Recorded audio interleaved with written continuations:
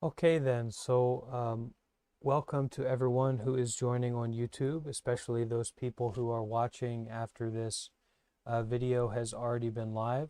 Today is going to be part 3 of our Buddhist book club, our kind of companion series to this reading and this exploration of Thich Nhat Hanh's book, The Art of Living. I do want to start this video with a trigger warning that there will be some references here made to uh, certain kinds of suffering and abuse and things like that. So to be aware that there are some triggers in this upcoming reading.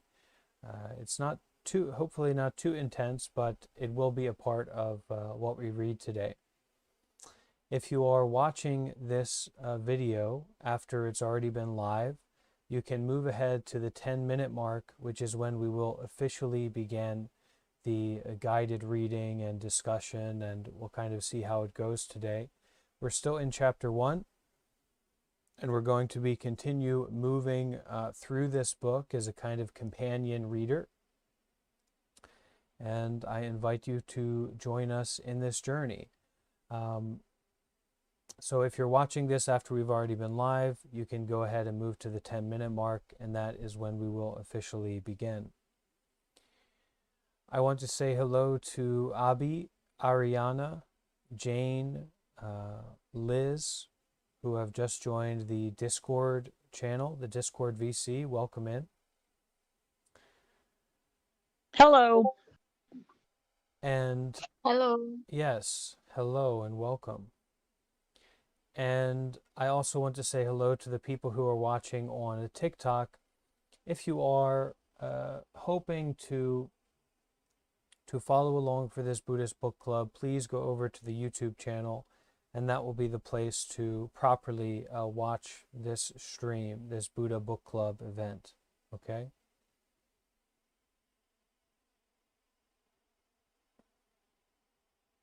Hello, Oliver. Welcome. And Hello. Leviath. Nice to be here. Yes. It's good for everyone to be here. This is a good place to be. Oh, and not to forget, I see Nikki, Miss M, Cricket, Kyle, and Liz over on the YouTube channel. So that's great. Joining through YouTube.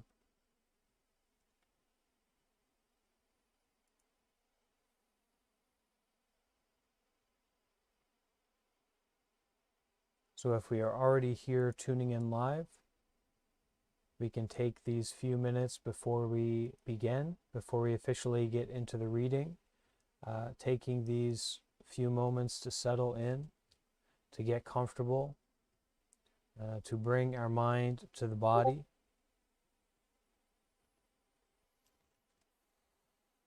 Perhaps to take a deep breath and really gather up our attention. Oftentimes we can have such hectic, busy lives, and this isn't a time for busyness.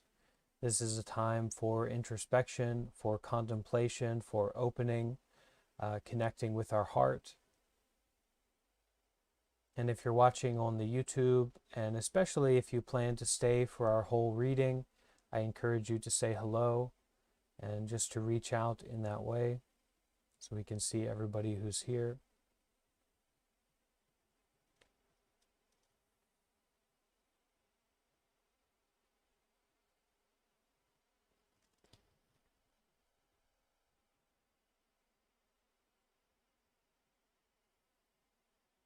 And if you don't already have a copy of the book, you can get a copy on the Discord Buddha Book Club channel, but you don't need a copy of the book to listen along and to join in this practice. You don't need to have a copy in front of you.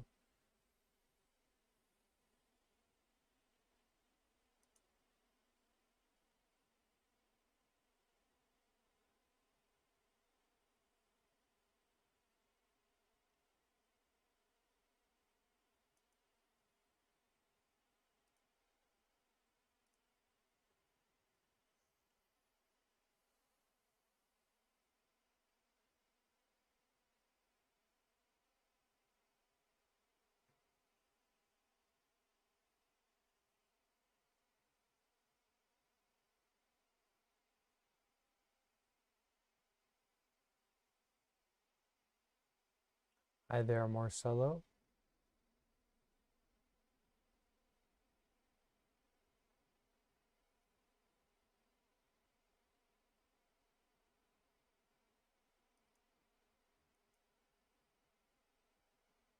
Anyone have a question before we begin?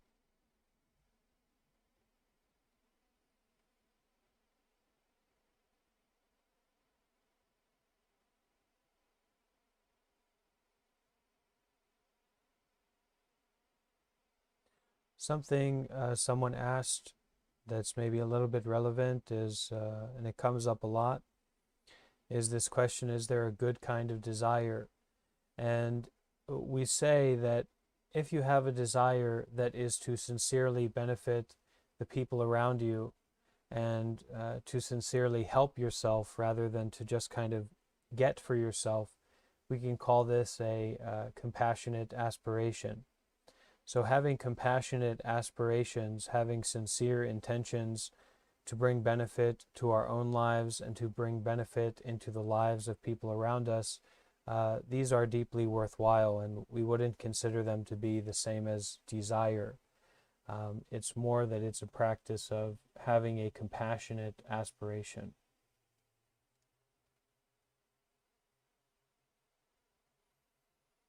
Oh, hi there, Hoalu. Glad that you're tuning in. Glad that you're here.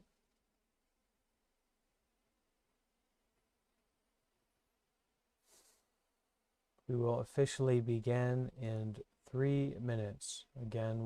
Begin with our group practice together, our live group meditative practice.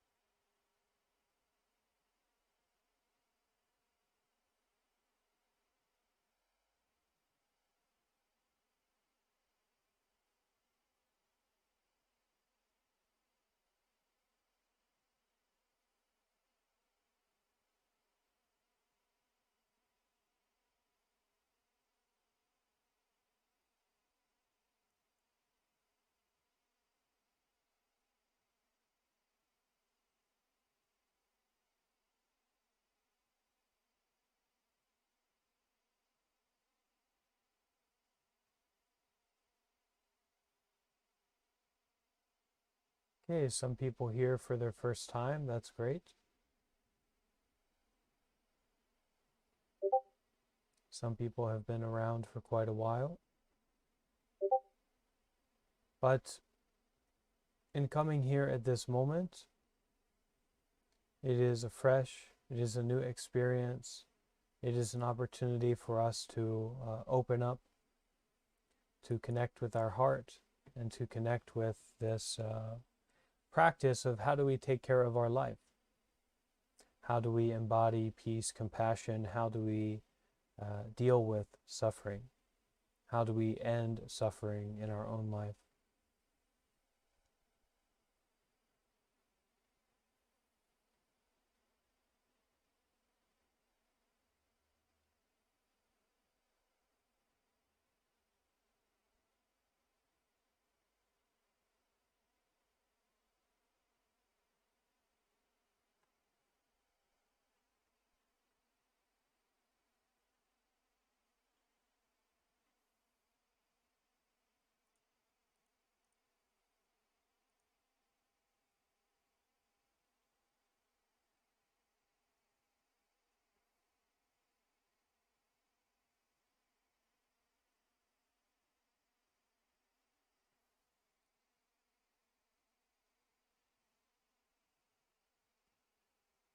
All right. So, very sincere welcome to everyone. We are here live. This is a live group practice. a group a reading and exploration of Thich Nhat Hanh's book, The Art of Living. We are on part 3 of this series, this companion series to the book. If you are happen to be watching through TikTok, I highly encourage you to jump over to the YouTube channel, which is where we are having our official stream, and that's the preferred way to watch. And of course, we also have people who are here in the Discord server, and we have many people who are watching live through YouTube. So we'll go ahead and get right into our practice today with a short collecting, a short calming, a short grounding practice. So go ahead and take a moment and make sure that you are in a comfortable position. Take a moment to adjust your posture, to adjust your position, and make sure that you are comfortable, stable, and comfortable.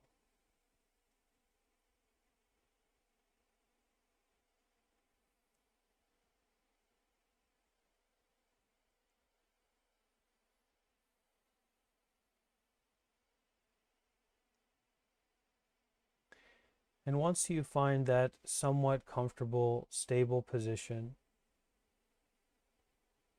bring up the intention, bring up the consideration that you have to take advantage of this opportunity to look inward, to be sincere, to connect with your heart, and to listen to the teachings from Thich Nhat Hanh as we go through this book. So getting comfortable, sitting in a stable position, and bringing up that intention that you want to be here. If you do, if you don't, this isn't going to work if you don't want to be here. But if you do want to be here, bring up that intention. Why do you want to be here? Why are you here? You can bring that to your mind at this moment.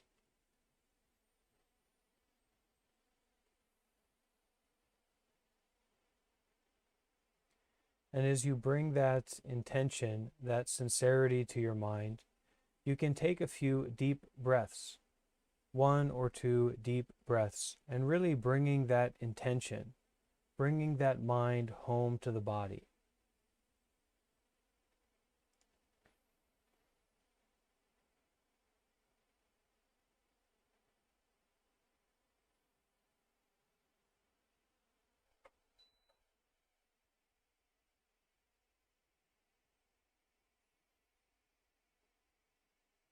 So that as we breathe, we begin to really connect with the body sitting here at this moment. We begin to connect to our sincerity and our intention that we want to be here. We have a compassionate aspiration. We have a sincere feeling to be here, to practice, to listen from the heart.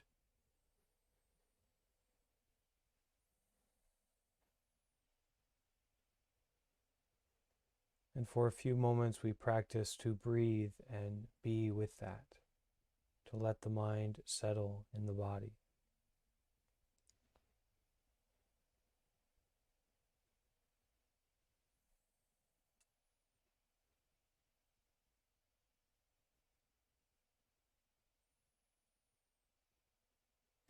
To allow ourselves these few moments to really come into the space.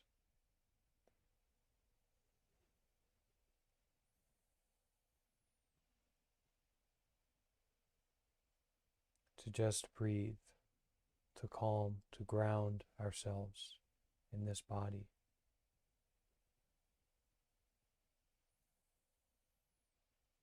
In this sincerity.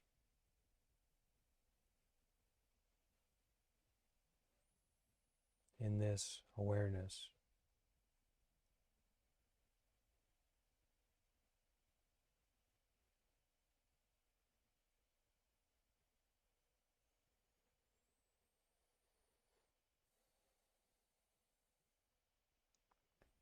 Allowing ourselves to be here at this moment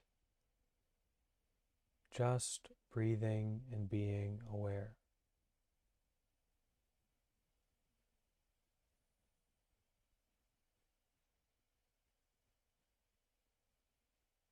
Nothing complicated, no debate, no excuses, no figuring it out, but just these few moments before we begin, allowing the mind to settle in the body and practicing this just breathing and being aware.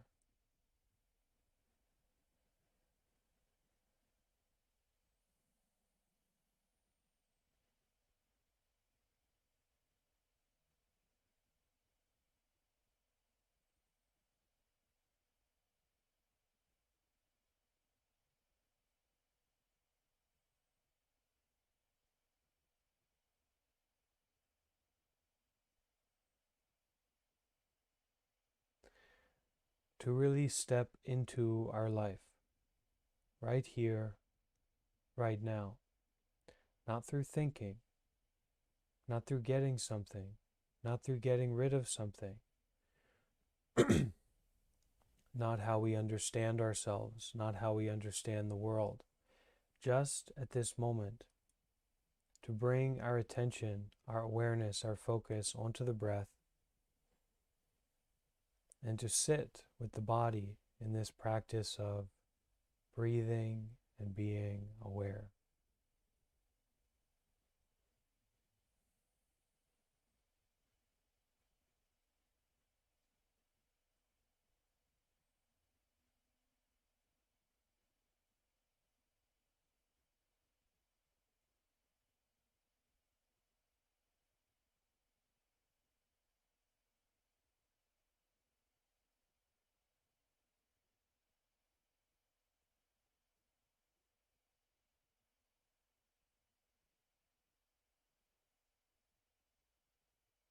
Letting go of any thoughts, any ideas, any stories about this moment, to just be here.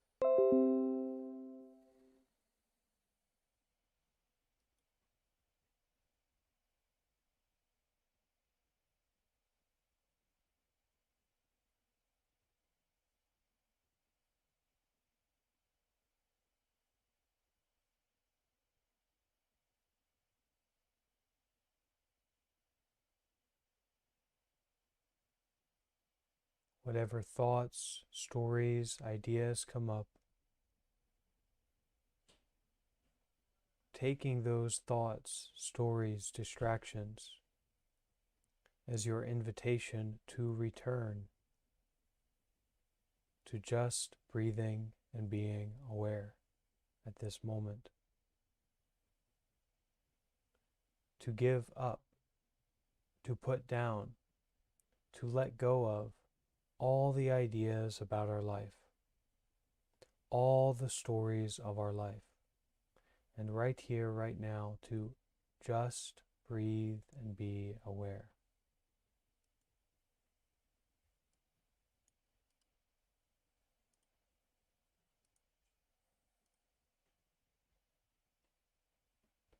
With each moment, with each breath, putting down, letting go of, detaching from any particular experience, and to just practice breathing and being aware.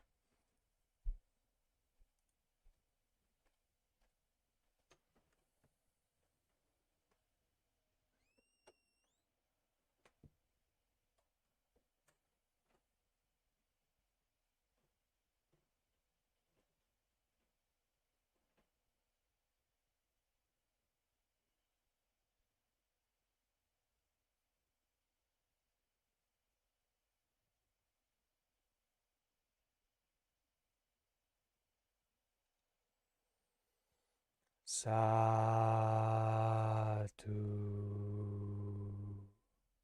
satu, satu.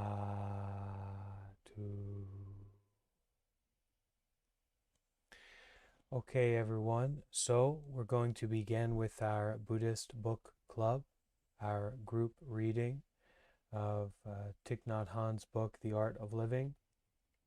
I will give another trigger warning before we begin that there is some um, triggering material here that will come up that has to do with sexual violence. So please be aware of that. And we'll try to read it and try to hold the space in a way that you feel safe and that I feel safe, that everyone feels safe, but there will be some triggering kind of words that come up during this, so just a warning for that. And our practice here is to listen deeply, to listen from the heart. We're not reading a history book, we're not reading a novel. This is very much teachings of the heart, teachings of enlightenment, teachings of deep wisdom. And so to receive those, to understand those, we have to listen from a place of depth. We have to listen from a place of embodiment, of awareness, not our usual way of listening from thinking. And so as I read through this text, stay with your breath, stay with your awareness. And if you just have a kind of, a judgmental thought or a thought that's not so important to you, just let go, give up, go back to your breath as we continue with the reading. Okay? And after we go through a section, then the time will be open for us to discuss and to share about our experience of that reading and to share the wisdom or the ideas that came up for us during that deep listening. Okay?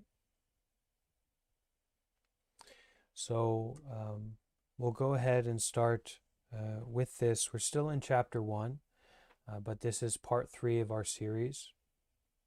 And we'll go ahead and start with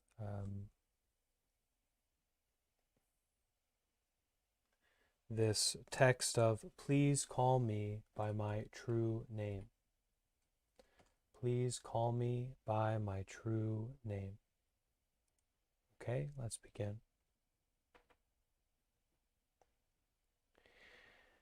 I remember one day in the 1970s, while we were working for the Vietnamese Buddhist peace delegation in Paris,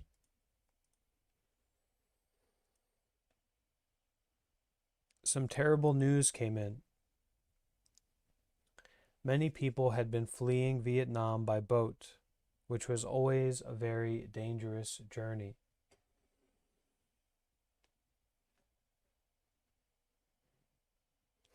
Not only was there the danger of storms and not having enough fuel, food, or water, but also there was the risk of getting attacked by pirates, who were active along the coast of Thailand.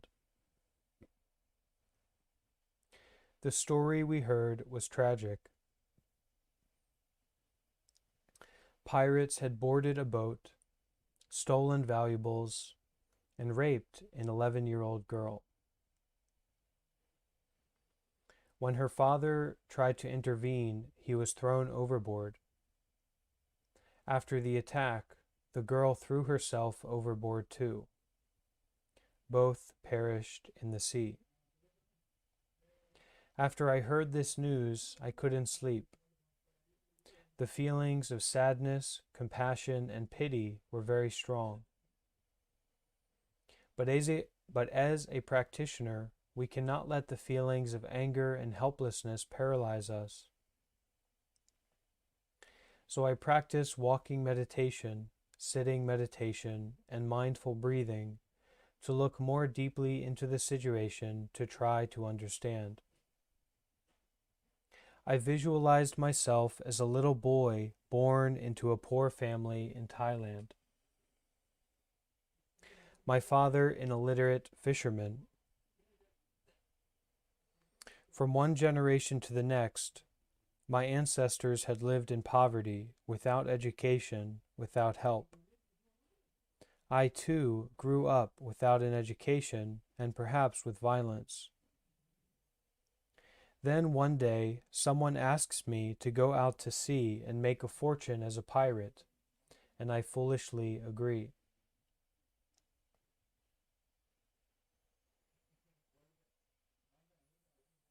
Desperate to finally break out of this terrible cycle of poverty. And then, under pressure from my fellow pirates, and with no coastal patrol to stop me, I force myself on a beautiful young girl. My whole life, I have never been taught how to love or understand. I never received an education. Nobody showed me a future. If you had been there on the boat with a gun, you could have shot me. You could have killed me. But you wouldn't have been able to help me. Meditating that night in Paris, I saw that hundreds of babies continue to be born under similar circumstances, and that they will grow up to be pirates, unless I do something now to help them. I saw all of this, and my anger disappeared. My heart was full of the energy of compassion and forgiveness. I could embrace not only the 11-year-old girl in my arms, but also the pirate. I could see myself in them. This is the fruit of the contemplation on emptiness, on interbeing. I could see that suffering is not only individual, it is also collective. Suffering can be transmitted to us by our ancestors, or it can be there in the society around us. As my blame and hatred dissipated, I became determined to live my life in such a way that I could help not only the victims, but also the perpetrators. So if you call me Thich Nhat Hanh, I will say, yes, that is me. And if you call me the young girl, I will say, yes, that is me. If you call me the pirate, I will also say, yes, that is me. These are all my true names. If you call me an impoverished child in a war zone with no future, I will say, yes, that is me. And if you call me the arms merchant selling weapons to support that war, I will say, yes, that is me. All of these people are us. We inter-are with everyone. When we can free ourselves from the idea of separateness, we have compassion, we have understanding, and we have the energy we need to help.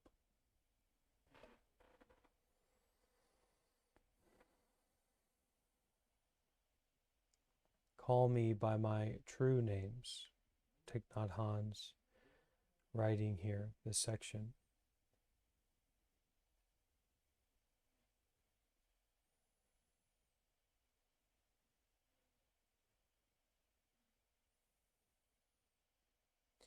So what comes up very strongly for me is this recognition of interbeing, so that we have this state, this situation of connectedness with all beings, good or bad.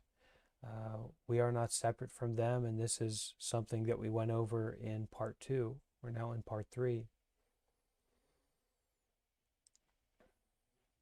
And also this idea of causes and conditions coming together to lead to a certain situation.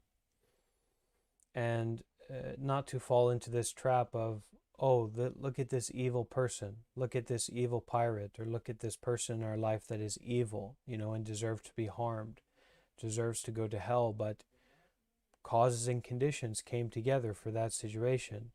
And if we were born into that situation, if we found ourselves to be raised as that pirate was raised, in that pirate situation, that would be us. And the same with the little girl, her suffering and her difficulty, we are not separate from. And so to recognize that, this final poem or teaching says here in this part, when we can free ourselves from the idea of separateness, when we can free ourselves from this idea of being separate from our environment or separate from our experience in this way of, I like this and I don't like that, I want this and I don't want that, when we can free ourselves from this idea of separateness. Separateness is not real, it's just our idea of it that causes problems. There's no separation between us and the earth and the sun and the oxygen we breathe and the water that we drink. Um, in the same exact way that there's no separation between a tree and the soil.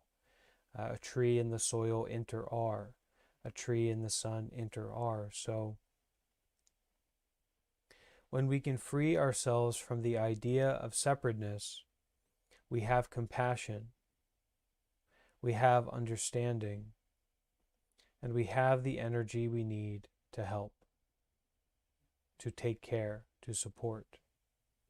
And it starts with freeing ourselves from this idea of separateness, this false idea.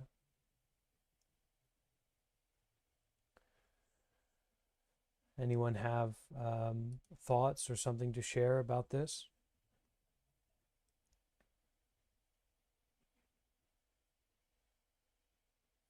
About this part of the reading?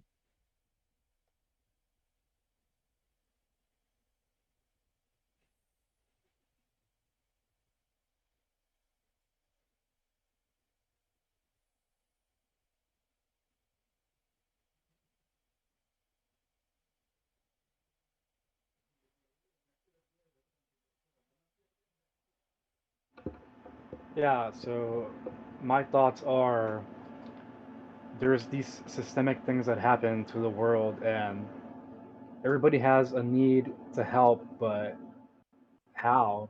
There's these systems in place that are like interconnected.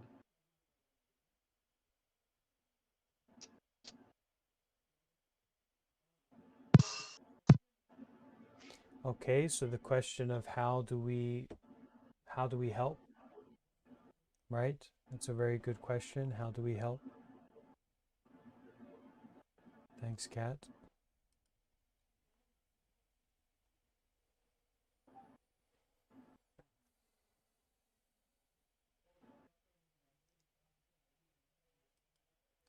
All right, so we will continue in our reading, and maybe Thich Nhat Hanh has an answer for this question. How do we help?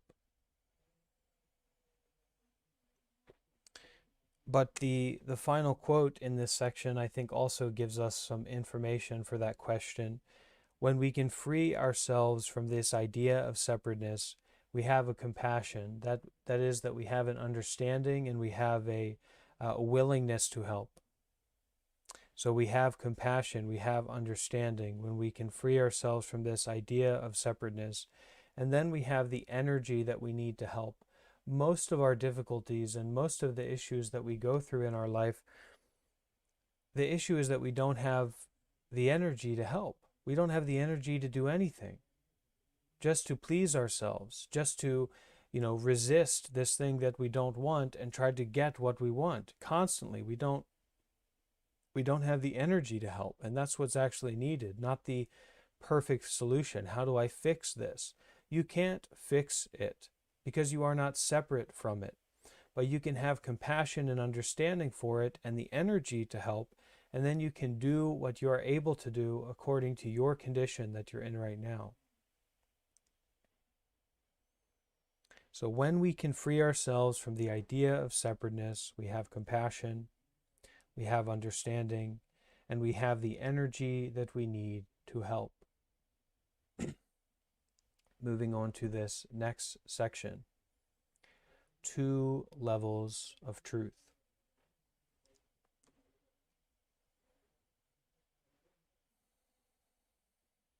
And everyone can remember to stay with the breath, to stay with this letting go mind, this opening of the heart, this coming back to the body, this settling.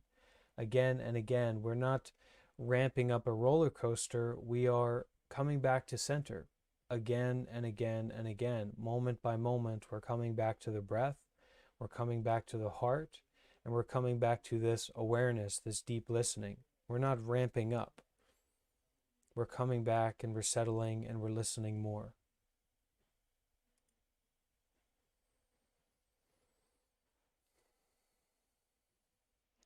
So the next section here, 2 levels of truth. In everyday language, we say you and I and we and they, because these designations are useful. They identify who or what we are talking about. But it is important to realize they are only conventional designations. They are only relative truths, not the ultimate truth. We can say they are not, it is not the way that things are, simply the way that things appear to be. And I think most of us can understand and can relate to that. We get a strong idea in our mind of some situation or some idea or some person, and then in an instant, we realize, we experience, oh, that's just the way things appear to be. That's not the way that things actually are. And the deeper kind of understanding we have about this direct experience of life that's not clogged and fogged and clouded by our beliefs and our stories and our theories and all these words and phrases, we're more clearly seeing the way that things are right now rather than the way they appear to be. So this language of you and I and we and they, we use this language because the designations are useful. They identify who or what we are talking about. But it is important to realize they are only conventional designations. They are only relative truths, not the ultimate truth. We are so much more than labels and categories, moment to moment. Not an idea about it. That's another label, that's another category. Moment to moment, breathing and being aware. We are so much more than labels and categories. It is impossible to draw a hard line between you and I and the rest of the cosmos. The insight of interbeing helps us connect with the ultimate truth of emptiness. Here, this line here about it is impossible to draw a hard line between you and I and the rest of the cosmos. In a imaginative way, in a shallow way, sure, you draw a hard line. This is my body, this is not my body. But your body doesn't exist separately from the rest of the cosmos. We aren't doing this as individuals. This is happening in relationship. So you can't draw a hard line. You can draw an arbitrary line, but that arbitrary line is totally dependent. Any line that you draw is totally dependent upon interbeing and interconnectedness, because this body is only held together.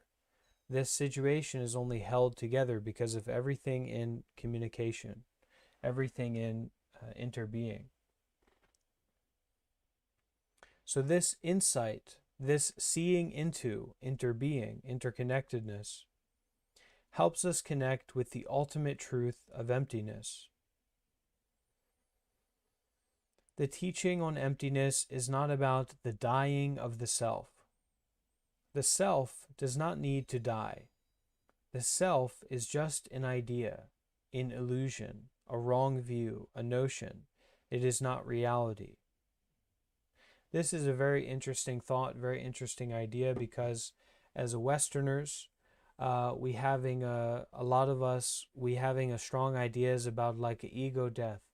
How do I get an ego death? How do I get rid of the ego and all this? And Thich Nhat Hanh, the expert here, is saying that the teaching on emptiness or the teaching on ultimate truth is not about the dying of the self. The self does not need to die, so we tend to give too much importance, too much validity to this self that needs to be killed or needs to be fixed. So the self does not need to die.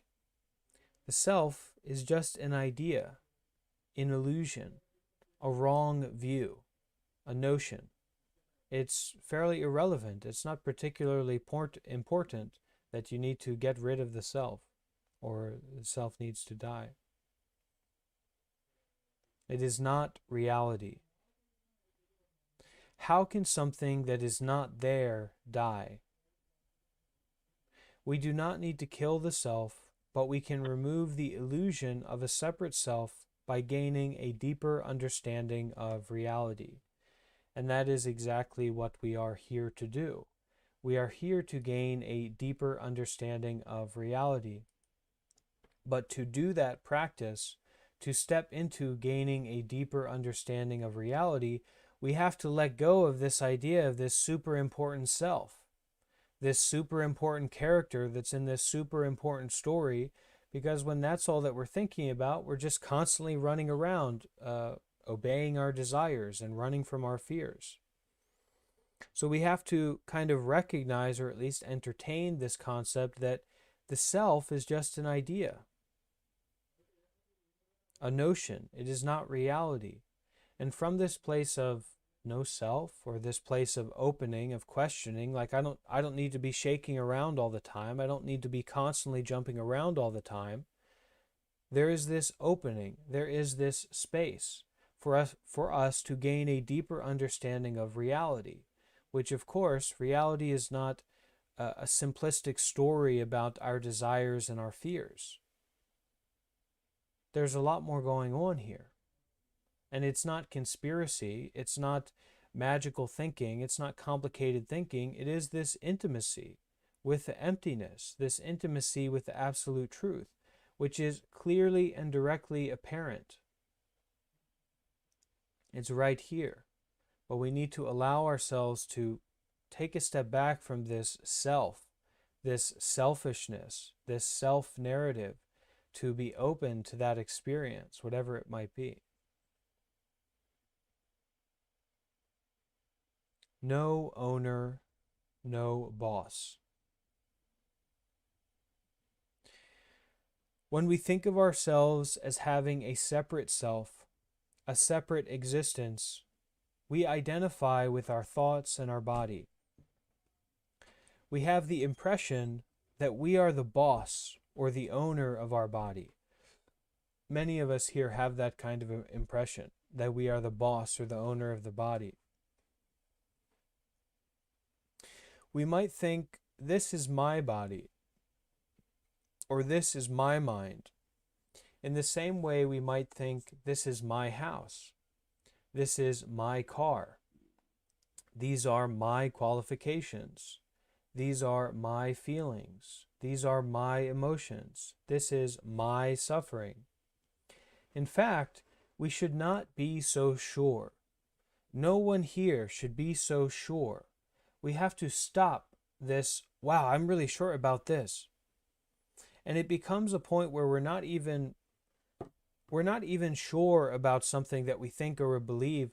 We're just constantly in this state of overconfidence. We're just constantly in this state of believing in every little thought and desire and experience that we have moment to moment. We're just totally confident about nonsense all the time and just running around in ignorance. So we have this, we think of ourselves as a separate self, a separate existence where we are the boss and we own the mind and we own the body and we own our possessions. These are my feelings, these are my emotions, this is my suffering, this possession, this ownership. In fact, we should not be so sure. We don't always need to be in this state of knowing. And to put down knowing is to have a very intimate experience, a very open, explorative experience when we put down knowing. I don't know what is going on.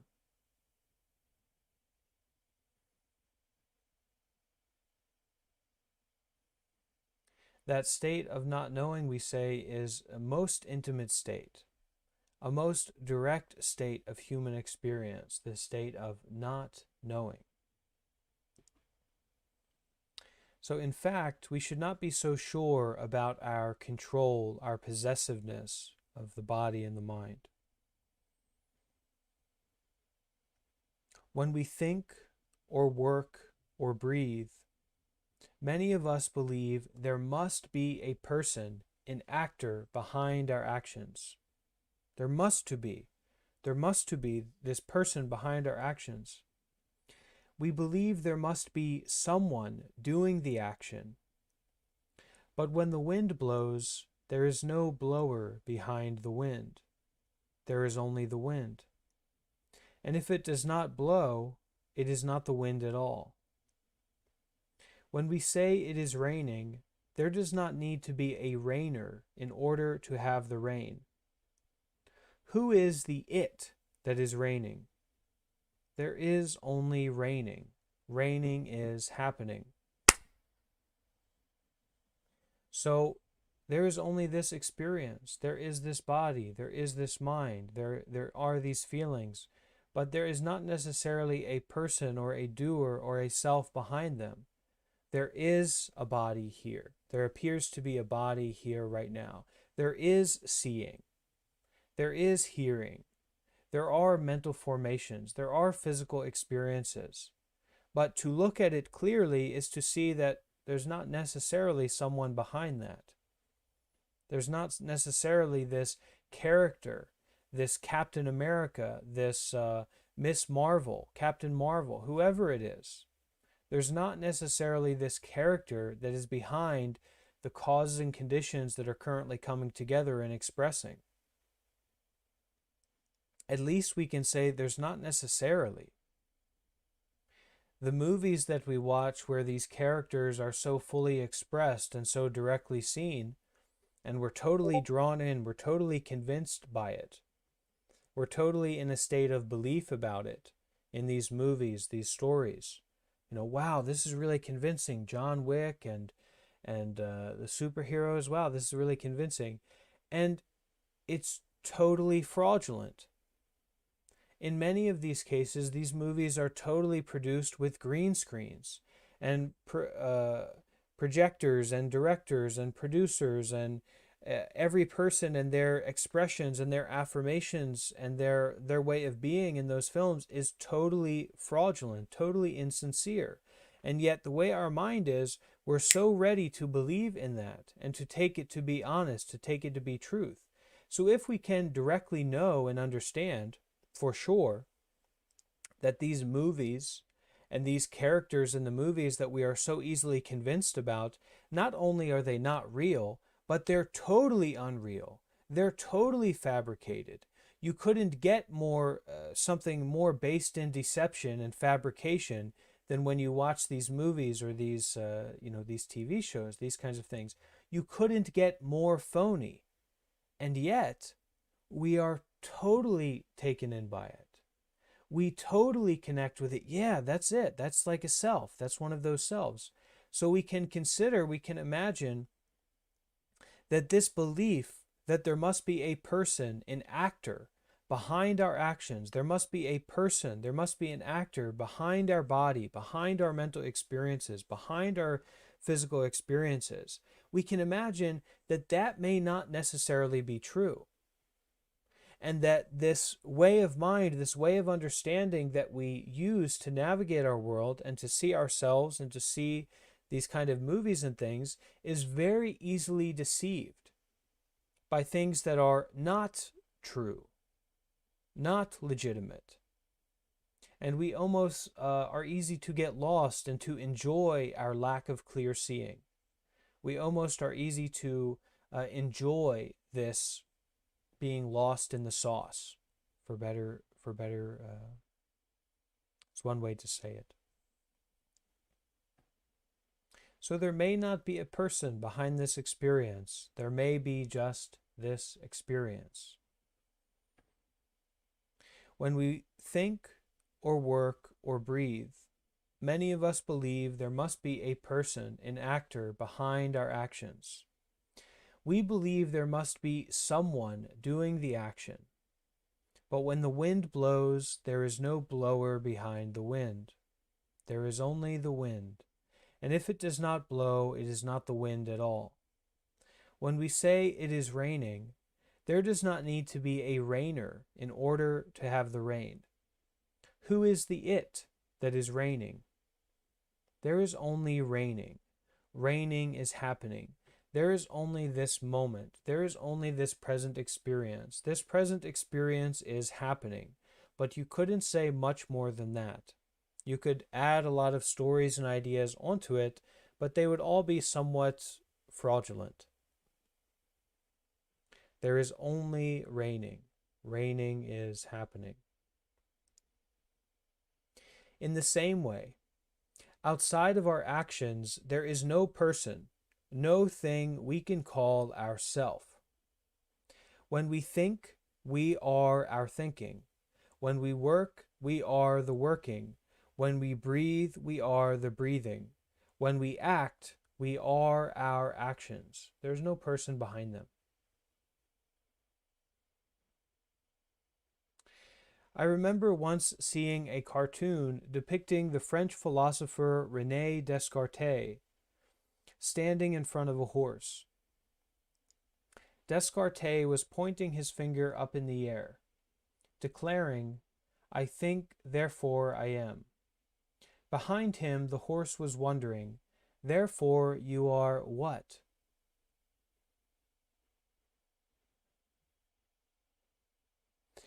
Descartes was trying to demonstrate that a self exists, because according to his logic, if I am thinking, then there must be a me that exists in order to do the thinking. If I am not there, then who is thinking? We cannot deny that there is thinking. It is clear that thinking is taking place. Most of the time, the problem is that too much thinking is taking place. Thinking about yesterday, worrying about tomorrow, and all of this thinking takes us away from ourselves and from the here and now. When we are caught up in thinking about the past and the future, our mind is not with our body. It is not in contact with the life within us and around us in the present moment. So it might be more accurate to say, I think too much. Therefore I am not there to live my life. So Descartes, who is a touchstone, a cornerstone of Western philosophy, Western philosophical praxis, has just been defeated by Thich Nhat in front of all of us. So it might be more accurate to say this Western philosophical touchstone, cornerstone, it might be more accurate to say it like this. I think too much. Therefore, I am not there to live my life. The most accurate way to describe the process of thinking is not that there is someone thinking, but that thinking is manifesting. Thinking is happening. As the result of a remarkable, wondrous coming together of conditions. We do not need to have a self in order to think. There is thinking and only thinking. There is not an additional separate entity doing the thinking. Insofar as there is a thinker, the thinker comes into existence at the same time as the thinking. It is like the left and the right. You cannot have the one without the other. But you also cannot have the one before the other. They manifest at the same time. As soon as there is a left, there is also a right. As soon as there is a thought, there is a thinker. The thinker is the thinking. So moving beyond this selfishness, this attachment to a separate self in our experiences. Very important. The same is true with the body in action. Millions of neurons work together in our brain in constant communication. They act in concert, producing a movement, a feeling, a thought, or a perception. Yet, there is no conductor of the orchestra. There is no boss making all the decisions. We cannot locate a place in the brain or anywhere else in the body that is controlling everything. There are the actions of thinking, feeling, and perceiving, but there is no actor or separate self-entity doing the thinking, feeling, and perceiving.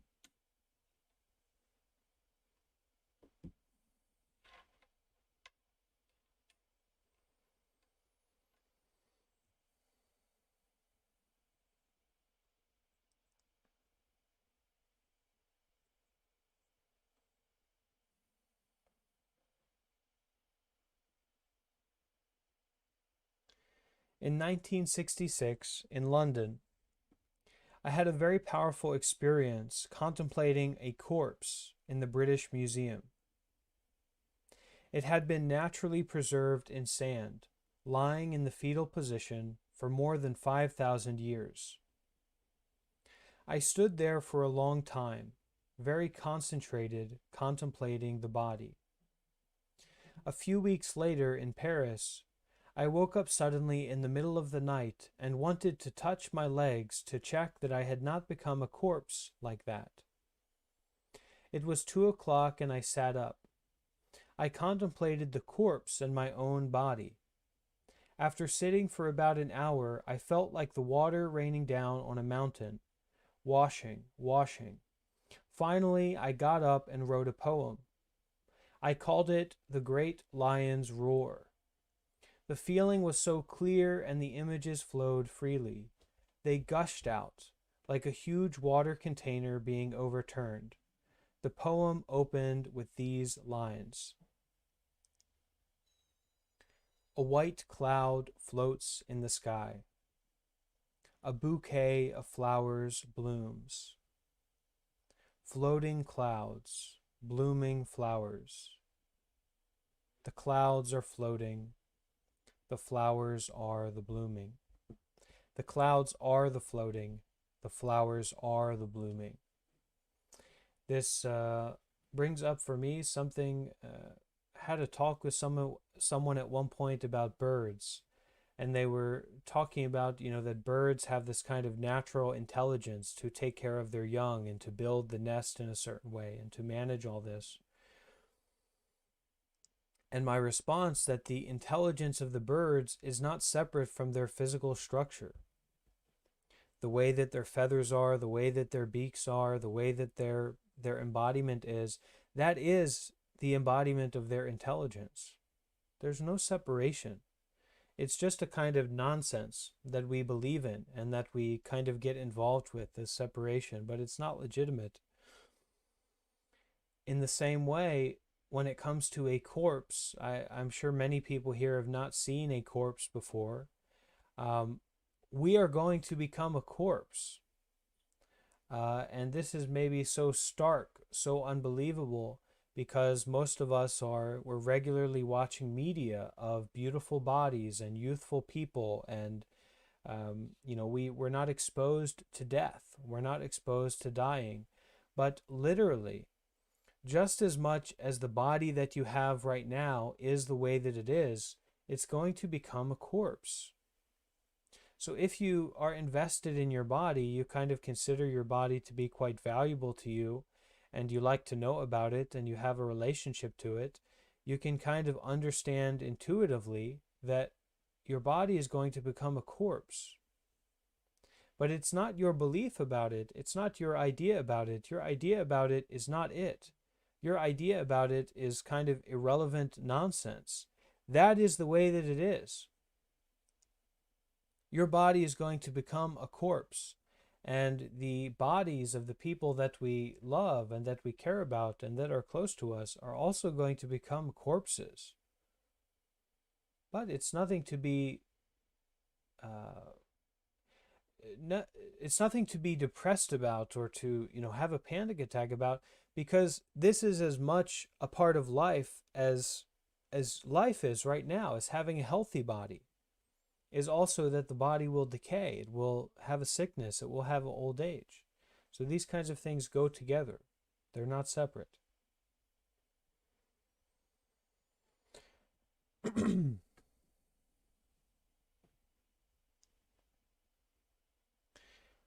white cloud floats in the sky.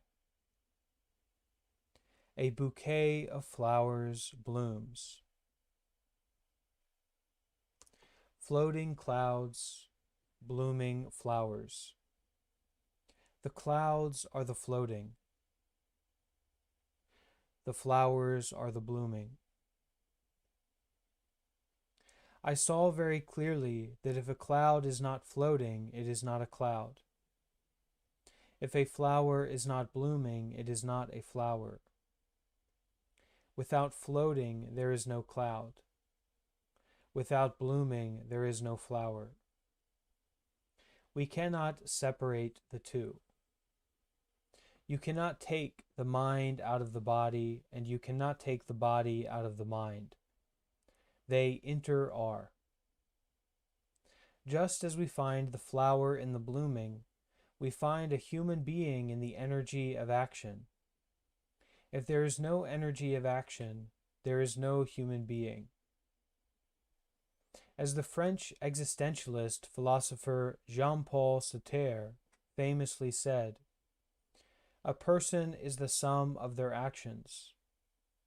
We are the sum of everything we think, say, and do.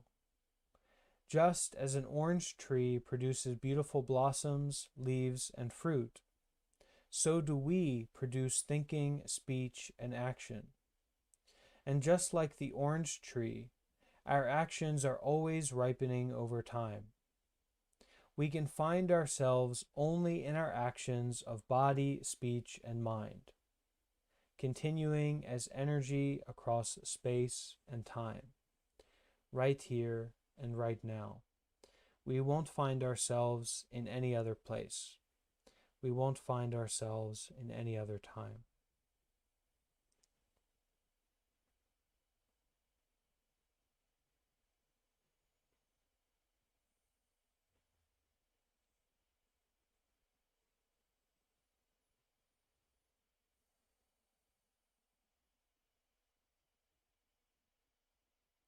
Any thoughts, sharing at this moment?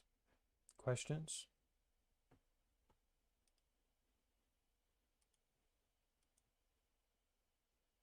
The practice is a memento mori, right?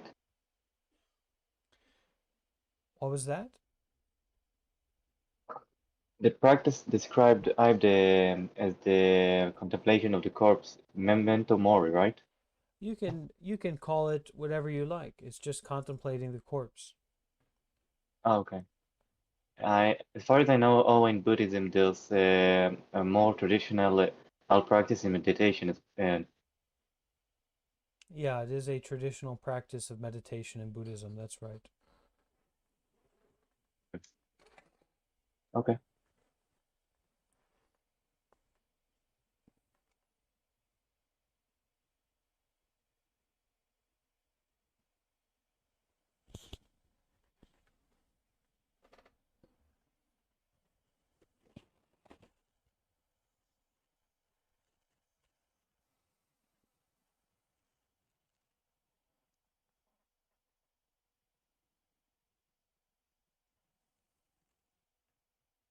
Oh, I had one question from the beginning. Okay. Can you can you describe the feeling of emptiness in that usually happens to people on daily lives? Yeah, a state of a not knowing, a state of just this. Your normal, ordinary, everyday life is full of emptiness experiences. We just choose to not value them or appreciate them or consider them to be worthless, to consider them to not be worthy of the self, or maybe that we cannot find a self in it, so we don't pay attention to it. But this normal, ordinary life of walking, eating, sleeping, there is emptiness strewn throughout it. There are constantly experiences of not knowing, of letting go, of detachment. And so intimacy or emptiness is immediately present in those experiences.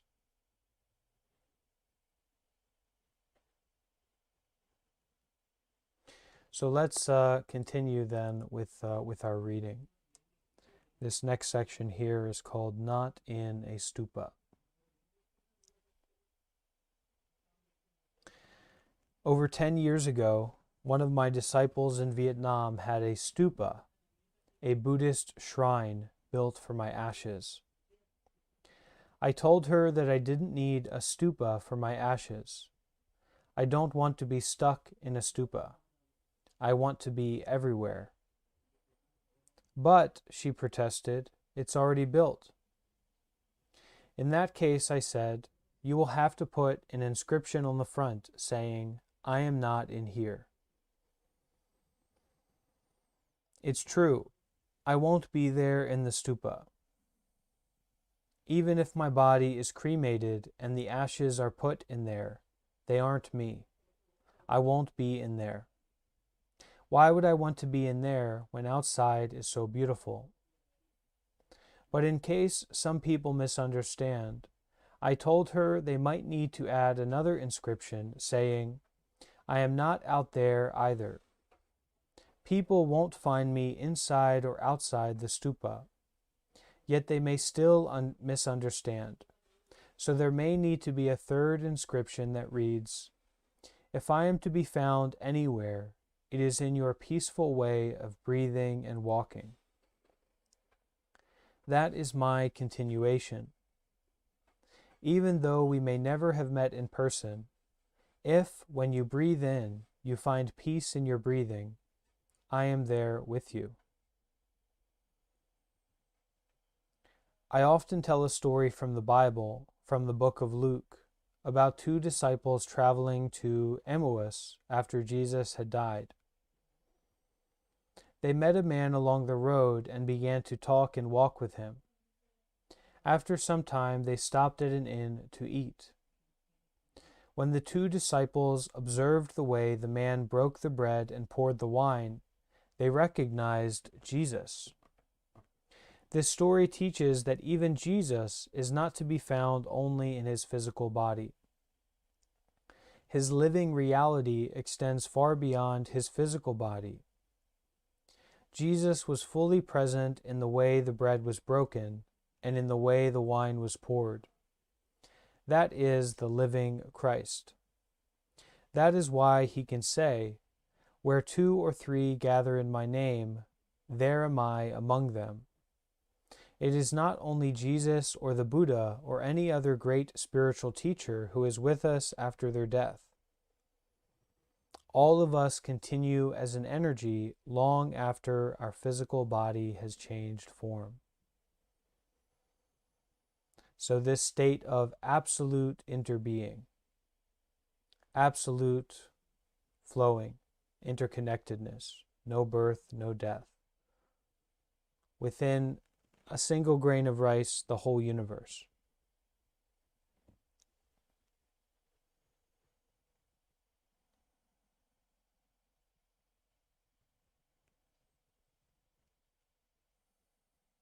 Within each and every breath that we take, our whole lives to be found there.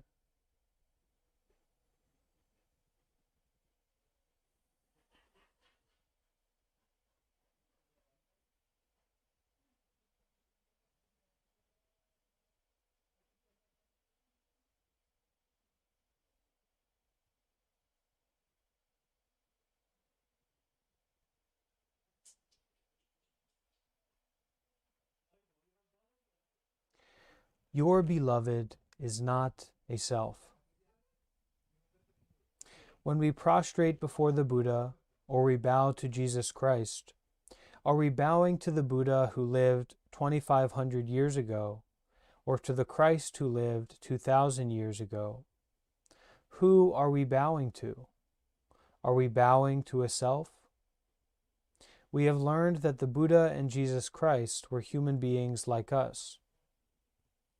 All human beings are made of the 5 ever-changing, ever-flowing rivers of the physical body, feelings, perceptions, mental formations, and consciousness. You, me, Jesus Christ, and the Buddha, we're all continuously changing, constantly in a state of change. This feeling, this idea of ourselves as a fixed entity is just an evaporating cloud. It's not really true in any way. Scientifically, it's not true. Experientially, it's not true. Totally changing all the time. You, me, Jesus Christ, and the Buddha, we're all continually changing. To say that today Jesus Christ is exactly the same as he was 2,000 years ago is a mistake. Because even in the 30 years of his life, Jesus Christ was never exactly the same. He changed every month and every year. And the same is true for the Buddha. At the age of 30, the Buddha was different from how he was at the age of 40. And at the age of 80, he was different again. He, like all of us, constantly evolved and changed. So which Buddha do we want? The one at 80 years old or at 40? We may visualize the Buddha with a certain kind of face or a certain kind of body, but we know that his body is impermanent and ever-changing. Or we might think that the Buddha doesn't exist anymore, or that the Jesus Christ of the past is no longer here. But that would also be incorrect, because we know that nothing can be lost. The Buddha is not a separate self. He is his actions. What are his actions?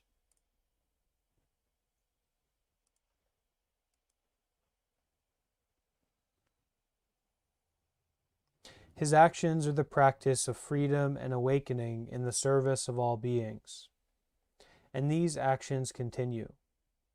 The Buddha is still here, but not in the form we usually imagine. Each one of us can be in direct contact with the Buddha as a kind of action.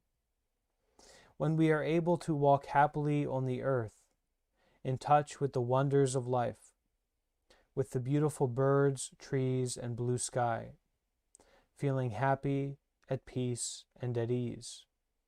Then we ourselves are a continuation of the Buddha. The Buddha is not something outside us.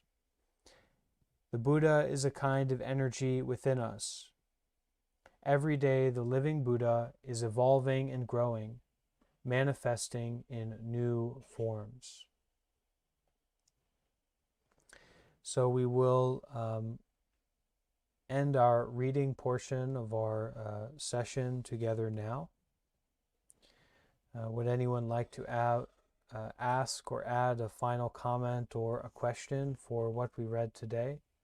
Something that came up for you?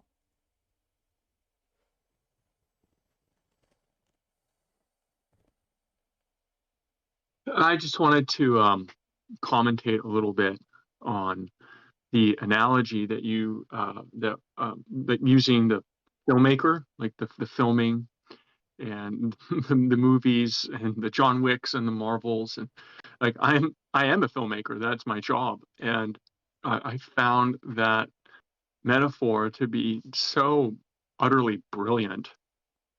So thank you for that. That and the wind and the rain. Like there is no rainer. We don't need a rainer for rain to happen. Rain is just happening. The same goes for our self. There is no self. The consciousness is just happening, and that happening is just consciousness. Um, it's brilliant. I find it brilliant and liberating to just visualize that and connect with that with my own experience of realizing non-self. So that's all I wanted to say. I just find it brilliant and liberating. Thank you, Gold.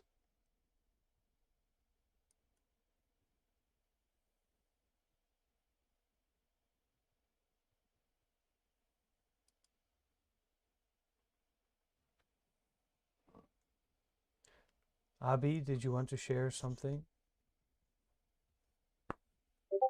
Just one picture. Okay.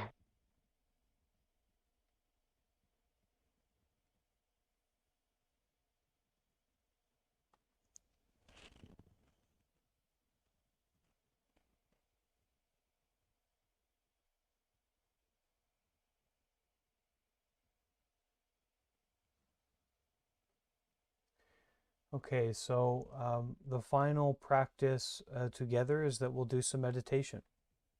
We'll have a bit of meditation to wrap up our time together.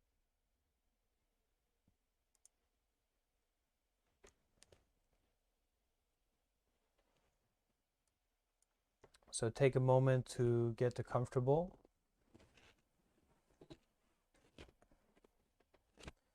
Find your meditation position, whatever that may be for you.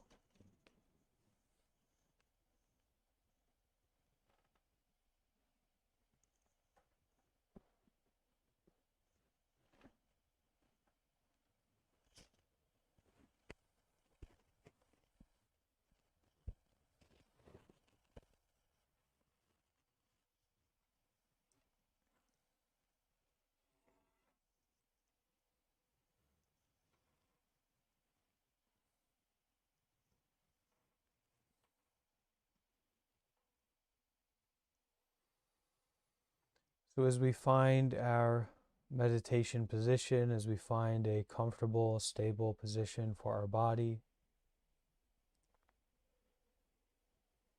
we can bring our attention onto the breath. And as we feel the breath coming in, feeling our awareness coming into the body.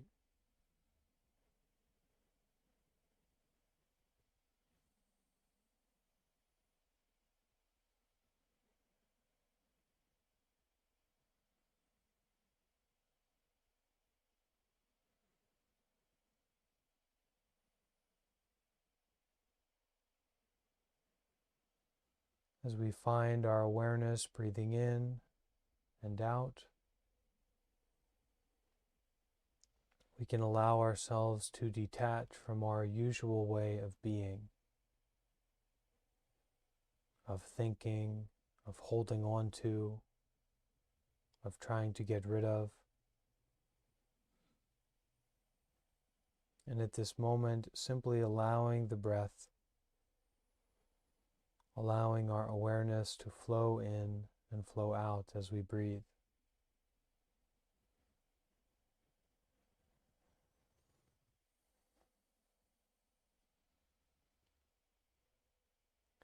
Becoming more and more still,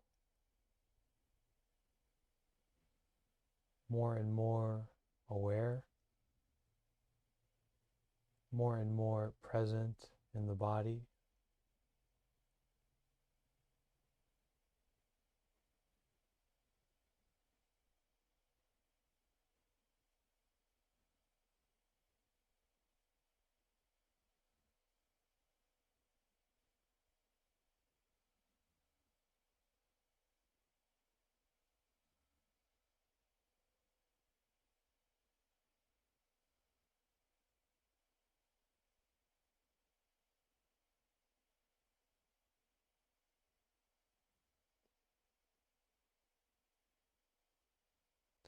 Naturally settling into this practice of breathing and being aware.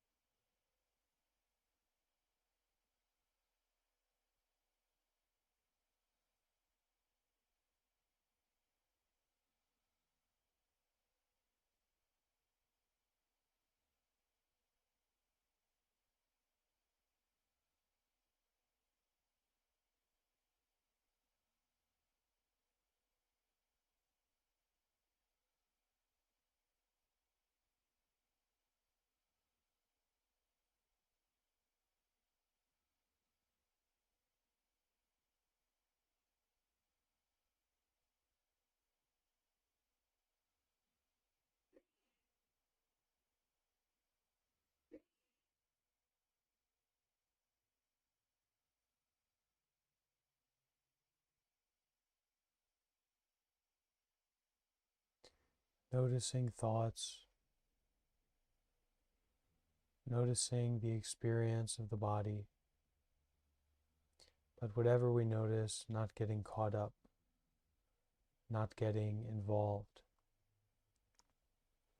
noticing and returning back to breathing and being aware.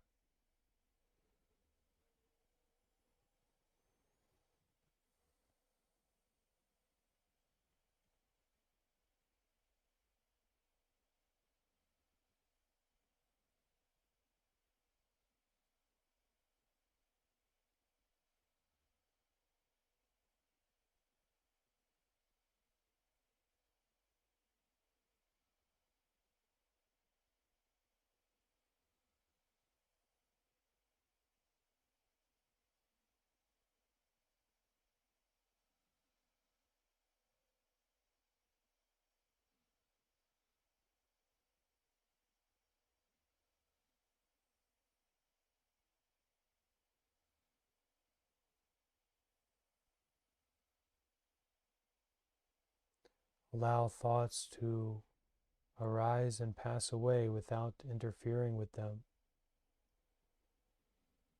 without being confused by them. Just to notice, to be aware of a thinking. No need to get involved. No need to judge.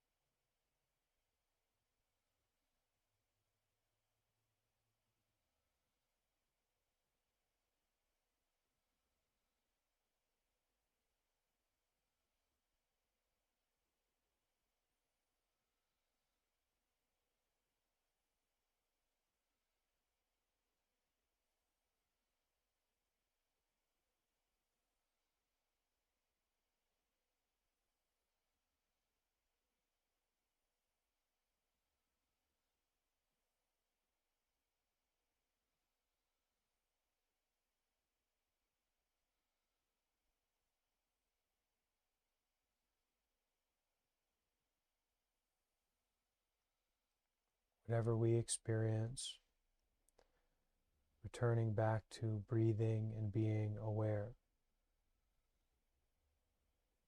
So this breathing and being aware is a kind of method, a method of detachment.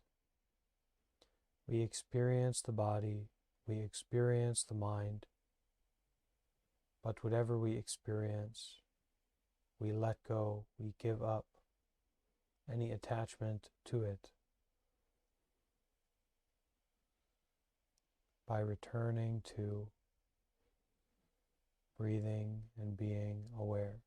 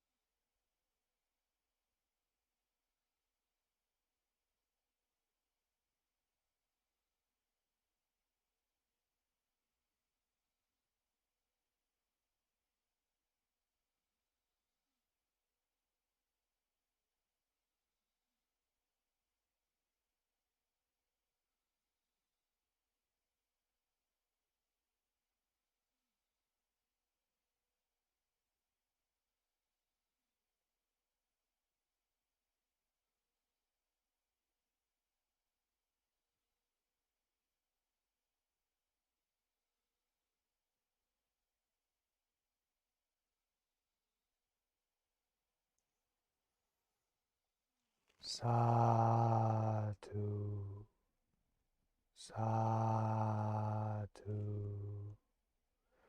Satu.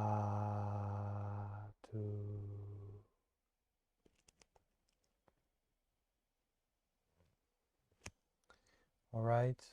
Thank you, everyone, for joining part 3, Buddha Book Club on the Art of Living. Glad to have you all here joining me. I hope this brought some peace and some wisdom into your life today. And I hope to see you next week for another Buddha Book Club. Okay? Thank you, Bhante. Thanks, everybody. Thanks, Bante. Have a good day, everyone.